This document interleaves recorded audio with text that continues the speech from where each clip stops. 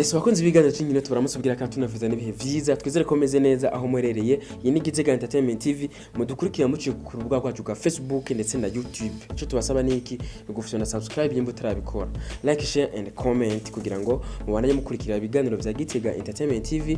Uno munsi igenekerezo rya 9 ukwezi kw'icenda 2022 turaza kubasikiriza ikiganiro cy'inkino. Ubona ko turaza kubabwira ku bijanye na Premier League muri weekend inkino zimirije, ndetse turaza kuva ngaho tubabwire mu migwi yacu ibiri yo mu gihugu cy'u Burundi igiye kuba iserukira inkino, igiye guserukira igihugu muri za nkino za Afrika muri Coupe de la Confederation ndetse na CAF Champions League. Turaza kuba tubigarukako nuko ku mugano wabura turaza kubabwira uko inkino zagenze muri Europa League, tubabwire uko vyagenze ku munsi w'ejo, ku munsi wa kane ubona ko bariko barakina. Turaza kubabwira inkino zimwe ko zagenze, ndetse ku mugano wabura turaza kubabwira inkino zitegekanijwe ku munsi w'ejo ndetse no ku munsi w'Imana ino weekend muri rusange. Nuko turaza kubabwira zimwe mu nkuru zigena zivugwa hirya no hino, turaza kuba tubigarukako. Tubashimire cyane mwebwe mudasiba kudukurikirana ku munsi. Nuko ku munsi w'ejo, ku munsi wa gatandatu igenekerezo rya 10 ubona ko muri Premier League Atletico New zoba yakiriye Bujumbura City, Tigre Noir zoba yakiriye Messager Ngozi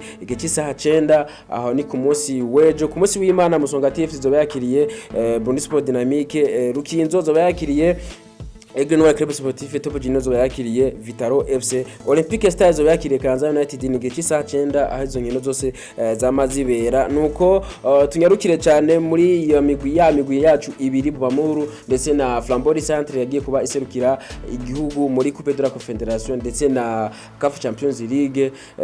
Ku munsi w'ejo, ku munsi wa kane niho Flambeau Centre yaje kuba yerekeza mu gihugu cya Tanzania aho igiye kuba yakira ndetse yitegurira kwakira no mugwi wa Al Ittihad yo mu gihugu cha Libya. Ubona yuko uno mugwi wa Al Ittihad waje kuba ushika imbere ya Flambeau Centre, mu gihe ari Flambeau Centre iza kuba yakira uno mugwi. Ni ibintu bitangaje cyane kubona wewe mushitsi ugashika imbere y'umuntu aza kukwakira. Ni ibintu bitari byiza cyane kuno mugwi wa Flambeau Centre. Ubona yuko bari kugenda hakiri kare kabisa, bakaba bitegurira cyane bimwe bihagije n'uno mugwi wa Al Ittihad mu gihugu cya Libya. Nuko urukino rwo gusubiriza ruzoba igihe cy'itariki 18. Ubona ko urukino rwo gutangura ruzoba ku munsi w'Imana igihe cy'isaha 9. Nuko 30 nizo mu boss Venera yaje kuba yemerera abana basore ba Flambeau Centre mu gihe bazoba bashoboye gusezerera uno mugwi wa Al Ittihad mu gihugu cya Libya. Nuko ku rundi ruhande twabwira Amakuru FC ndetse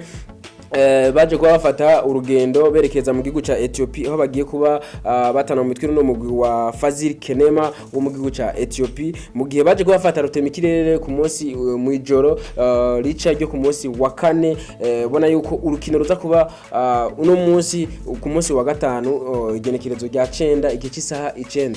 Birumvikana yuko no mugwi wagiye ucerewe kabisa, bimwe biboneka kugenda hasigaye umunsi umwe gusa kugira ngo kine n'umugwi muza kuba muhura. Nibaza ko atari ibintu byiza na cyane nka zino nkino ziba ari mpuzamakungu. Nuko twababwira nk'ivyo ku bijanye n'imigwi ibiri igiye kuba iserukira Uburundi muri izo nkino muri ayo mahiganwa uko arabi. Nuko tunyarukiye cyane muri Europa League. Ubona yuko ku munsi w'ejo, ku munsi wa kane inkino zariko zirabandanya. Zurich ku munsi wabo wa mbere, Zurich yaje kuba itsindwa no mugwi wa Arsenal ibitsindo 2-1. Fenerbahce yaje kuba itsinda no mugwi wa Dynamo Kiev ibitsindo 2-1. FC Nantes yaje kubitsinda ibitsindo 2-1 no mugwi wa Olympiacos ndetse na Manchester United itaje kuba yoroherwa imbere y'abana basore ba Real Sociedad igitsindo 1-0 cuno mugwi wa Real Sociedad. Nuko ku rundi ruhande ni Malmo yaje kuba itoroherwa imbere y'umugwi wa Sporting Braga ibitsindo 2-0. Twabwira inkino nk'izo muri Europa League zabaye ku munsi wa kane, ku munsi w'ejo. Nuko muri English Premier League hari inkino zitegekanijwe muri weekend ndetse muri Liga Santander. Ubona ko inkino zitari zike na cyane ko ubona ko muri English Premier League bageze ku munsi wabo w'indwi w'inkino. Ubona ko ku munsi w'ejo ndetse no ku munsi w'Imana inkino zizobandanya muri ya mahiganwa uko ari 5 mukunda cyane. Nuko ku munsi w'ejo, ku munsi wa gatandatu birumvikana igice isaha 7:30 Fulham zoba yakiriye Chelsea, Bournemouth zoba yakiriye Brighton igice isaha 10, Leicester zoba yakiriye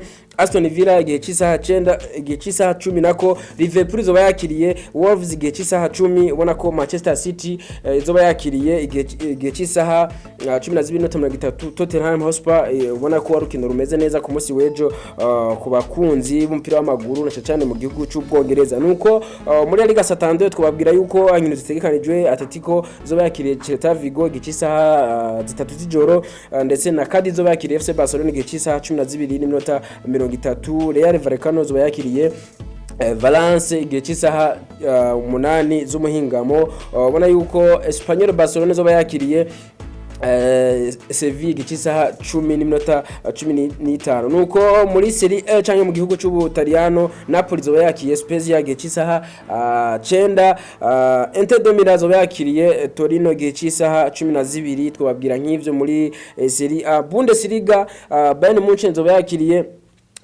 Stuttgart igihe cy'isaha 9:30 twababwira ko Leipzig zoba yakiriye Dortmund igihe cy'isaha 9:30 urukino ruhambaye cyane ku mugabane mu gihugu cy'Ubudagi nuko mu gihugu cy'Ufaransa ni Paris Saint-Germain mubona yuko izoba yakiriye Stade Brestois igihe cy'isaha 11 z'umuhingamo. Olympique de Marseille zoba yakiriye Lille igihe cy'isaha 3 z'ijoro twababwira nk'ivyo ku nkino zitegekanije ku munsi wa gatandatu ku munsi wejo nuko ku munsi w'Imana ni Arsenal zoba yakiriye Everton igihe cy'isaha 9 West Ham zoba yakiriye Newcastle igihe cy'isaha 9 Crystal Palace zoba yakiriye igihe cy'isaha 11:30 uno mugwi wa Manchester United twabwira muri Liga Santander Real Madrid zoba yakiriye Mallorca igihe cy'isaha 8 z'umuhingamo. Real Betis zoba yakiriye Villarreal igihe cy'isaha 3 z'ijoro Getafe zoba yakiriye Real Sociedad igihe cy'isaha 12:30 muri Serie A Juventus zoba yakiriye Salernitana ubona igihe cy'isaha 2:45 ubona ko bimeze neza. Atalanta zoba yakiriye Cremonese igihe cy'isaha 6:30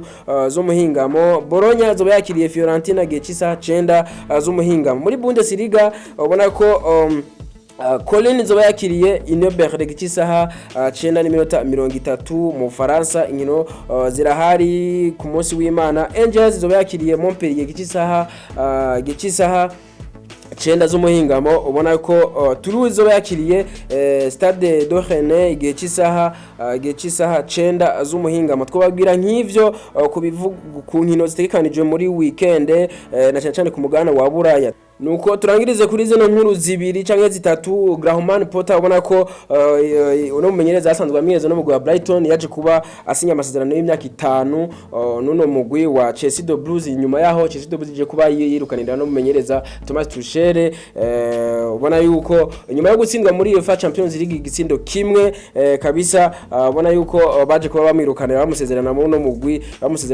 wa Chelsea the Blues. Nuko ku rundi ruhande ni Robert Lewandowski inyuma y'urukino rwaje kuba rubahuza nuno mugwi wa Celtic nyuma yo gutsinda ibitsindo 5-1 harimo ibitsindo 3 vya Robert Lewandowski ibitsindo 3 viwe wenyene ndetse na Frank Kessié kwatsinda mu gitsindo ndetse na Ferran Torres kwatsinda mu gitsindo.